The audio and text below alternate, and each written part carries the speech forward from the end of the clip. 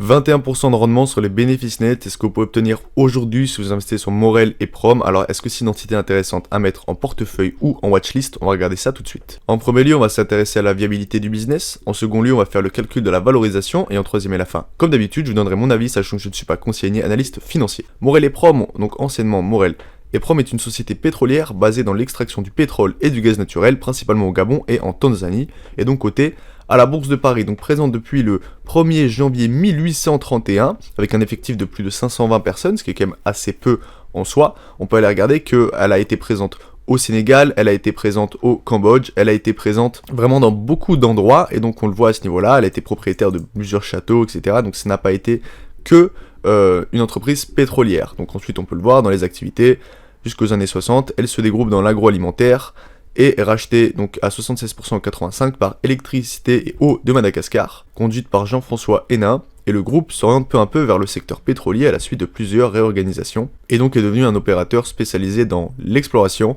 et la production d'hydrocarbures, coté sur Euronext, donc plateforme de développement international du groupe pétrolier indonésien depuis 2017, détient un portefeuille d'actifs à fort potentiel, centré sur l'Afrique et l'Amérique latine. Donc en termes d'actionnaires, on voit qu'on a un seul gros actionnaire qui possède 70% du capital. On a des investisseurs individuels, donc comme vous et moi, à 16% du capital. On a un investisseur institutionnel à 9% du capital. 1,25 en taux de détention, c'est-à-dire l'entreprise qui les détient, 0,96 en salariés, et ensuite 0,97 encore disponible sur le marché. Donc on est sur une entreprise qui aujourd'hui va peut-être bénéficier des prix du pétrole assez haut, même si on peut la regarder quand même à ce niveau-là qu'en 2014, on a eu effectivement la méga baisse, hein, c'est-à-dire quand on s'est retrouvé avec un prix du pétrole sur 2 ans qui se retrouvait à ce niveau-là sur à peu près 20, 27 dollars, 20, 30 dollars à peu près si je me trompe pas. Donc c'est pas très beau à les regarder. Maintenant, on va aller voir que apparemment on a l'air d'avoir d'assez belles marges sur ces entreprises, à part en 2020, ce qui fait que potentiellement faut aller regarder évidemment le break-even oil price, c'est-à-dire le prix jusqu'à où on peut aller forer. Donc maintenant, on regarde ça, le chiffre d'affaires, donc de 2007 à 2023, il a fait x2. Maintenant, il faut ici se rendre compte qu'on est sur des chiffres d'affaires qui sont dépendants du prix du pétrole. Nous, ce qui va nous intéresser, c'est notre profit et notre bénéfice d'exploitation. On voit que le profit brut, il a fait à peu près x3, de 2007 à 2023, ce qui est assez bon pour nous. Les dépenses d'exploitation ne bougent pas du tout, donc les coûts des marchandises, c'est ça qui va le plus bouger, on le sait. Donc les bénéfices d'exploitation est, lui, en très forte hausse, donc à plus de x3.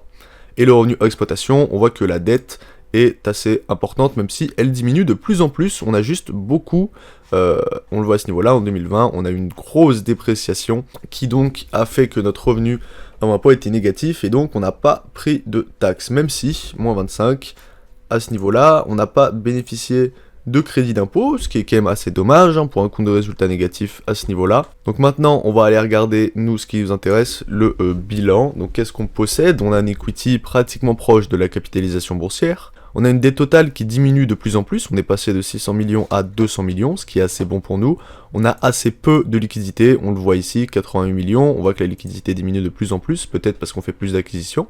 À voir, en total d'actifs immobilisés, on voit que ça diminue de plus en plus. Alors qu'est-ce qui diminue? Est-ce que c'est l'immeuble et usine? Effectivement, on voit que ça a diminué de 2 fois. Pourtant, on fait de plus en plus d'argent, donc ça c'est assez bon pour nous. Investissement à long terme dans des filiales non consolidées, on voit que ça devient de plus en plus important. C'est-à-dire qu'on arrive à faire peut-être des joint ventures, qu'on arrive à aller mettre la main sur des petits pourcentages, sur potentiellement peut-être d'autres producteurs de pétrole. On a une immobilisation incorporelle qui a l'air d'être dépréciée chaque année. Le goodwill, on n'en a pas, on a surtout des brevets apparemment. Maintenant, dans le cash et les activités d'exploitation, on voit qu'effectivement, on a fait x2, ce qui est assez bon pour nous. Ensuite, qu'est-ce qu'on fait avec ce cash? On voit qu'on a pas mal de dépenses d'immobilisation.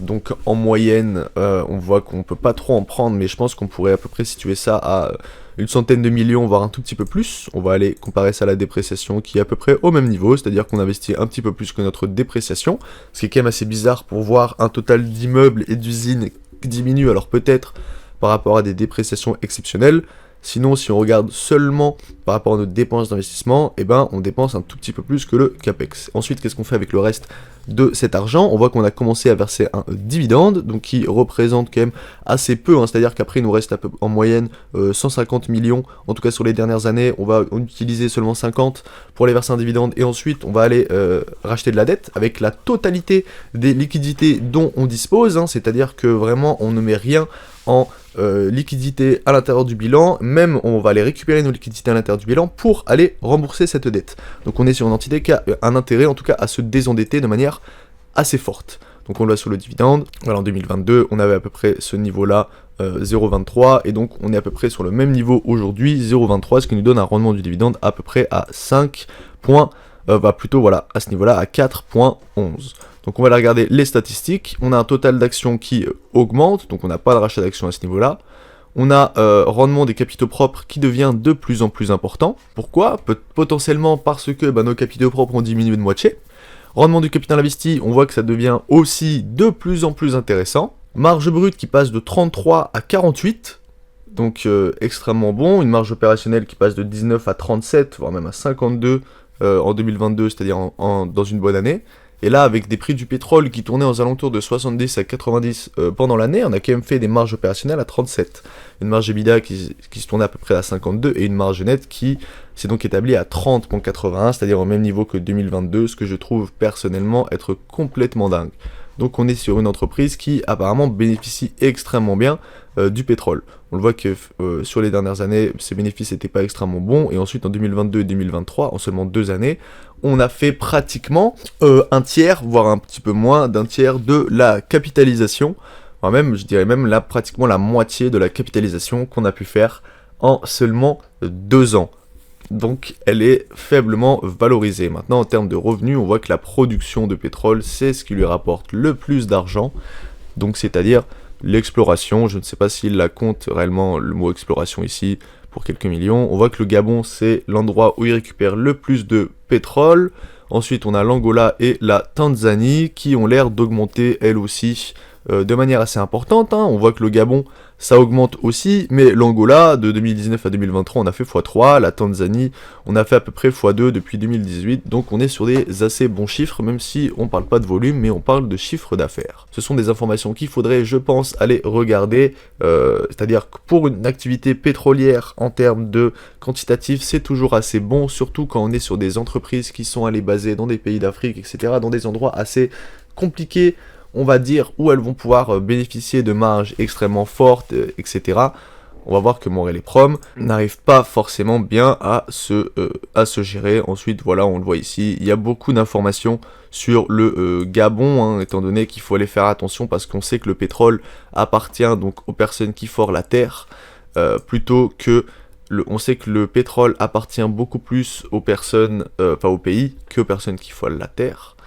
Maintenant, on voit que ici, quand même, elle avait eu une sacrée hausse à peu près à 7 €, elle était descendue à 5, et donc ensuite on peut quand même voir que durant toute l'année, elle a quand même bénéficié d'une sacrée hausse, hein. On le voit à ce niveau-là, en avril 2023, elle était à 3 €, et aujourd'hui on est à 5,70, ce qui fait qu'on est quand même sur des sacrées belles augmentations de prix, qu'il faut quand même aller faire attention, on voit qu'en 2018 aussi, donc ça a l'air d'être une action quand même assez volatile, hein, parce qu'on le voit quand même, la baisse du Covid, on est descendu à pratiquement 1 € par action, et ensuite donc en 2021 on est remonté de manière extrêmement forte, et donc il faut aller quand même faire très attention sur ce genre d'entreprises qui sont assez cycliques, même si on voit qu'il y a des bonnes marges, il faut aller regarder les rapports, c'est très important sur ce genre de compagnie, parce que vous ne pouvez pas l'acheter en fermant les yeux, en vous disant les chiffres sont bons, tout est bon pour moi. C'est vraiment très différent de tous les autres types de compagnies qu'on pourrait c'est vraiment très différent de tous les autres types de compagnies qu'on peut analyser sur cette chaîne, Morel et Prom. Il faut aller faire attention et aller regarder dans les bilans. Si vous voulez que je fasse une vidéo sur Morel et Prom, étant donné le rendement qui est assez important aujourd'hui, n'hésitez pas à me le faire savoir dans les commentaires. C'était Max, si vous appréciez ce genre de vidéo, n'hésitez pas à mettre un like et à vous abonner, et moi je vous dis à bientôt.